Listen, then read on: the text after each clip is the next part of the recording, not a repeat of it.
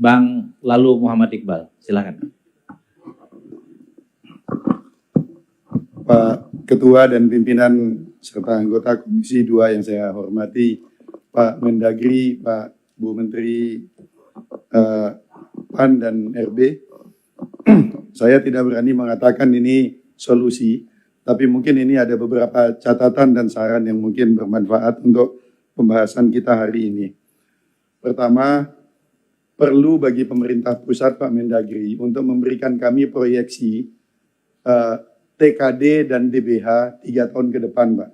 Karena TKD dan DBH ini ikut membentuk persentase belanja pegawai kami, Pak. Sebagai contoh kami di NTB, Pak, ketika baru dilantik, kami langsung melakukan rasionalisasi, termasuk dengan menyederhanakan struktur OPD, mengurangi jumlah OPD dalam rangka mengantisipasi sebelum 1 Januari 2027, kami sudah harus di bawah 30%. Di akhir tahun kami baru tahu ternyata ada TKD dipotong 1,2, DBH kurang salur 600 ditunda, Pak, 600 M. Akhirnya kami sudah mencapai 25%, akibat berkurang APBD-nya, maka kami menjadi 33%. Jadi kalau kami tahu proyeksinya, Pak, mungkin kami akan bisa mengantisipasi dari awal.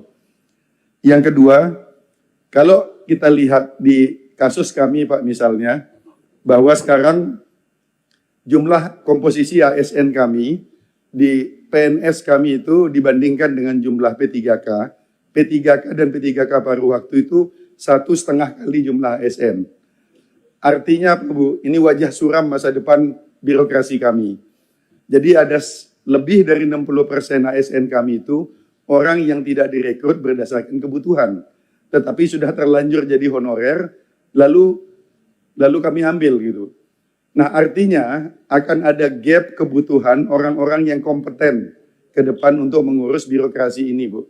Nah, kalau boleh pada Bu Menteri PAN, kalau boleh kami mengusulkan, Bu, diberikan relaksasi kepada kami untuk melakukan rekrutmen P3K sesuai hitohnya, Bu.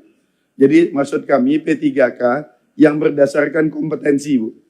Untuk mengisi kekurangan, kami setuju jangan ada rekrutmen ASN baru. Nah, untuk mengisi kekurangan orang-orang kompeten ini, kami diizinkan untuk merekrut P3K yang sesuai hitahnya, yaitu orang yang punya profesional, keahlian untuk kontrak setahun, 2 tahun gitu. Nah, yang ketiga, kami setuju bahwa kita harus kreatif untuk mencari PAD, Bu.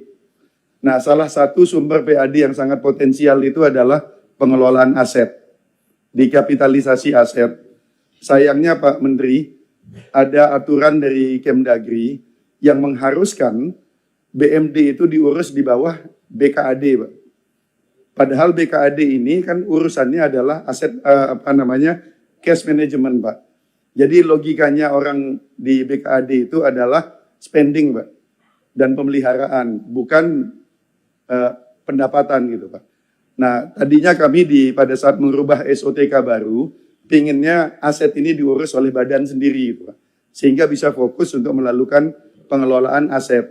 Sayangnya ada aturan yang tidak membolehkan dan mengharuskan BKAD itu mengharuskan bidang aset itu di bawah BKAD. Kalau ada keleluasaan, maka kami akan jadikan ini badan sendiri sehingga fokus mengurus aset termasuk melakukan kapitalisasi aset. Yang terakhir, Bu, masih untuk Bu Menpan. Bu, kalau boleh, Bu, kami dikasih relaksasi kuota untuk fungsional, Bu. Mulai dari fungsional pertama sampai dengan fungsional utama, Bu. Karena banyak fungsional utama itu sekarang hanya boleh di pusat, Bu. Nah, ini kan salah satu strategi kami untuk penguatan kapasitas. Jadi kami arahkan mereka ke fungsional. Sayangnya kuota fungsional kami ini sangat minim, Bu.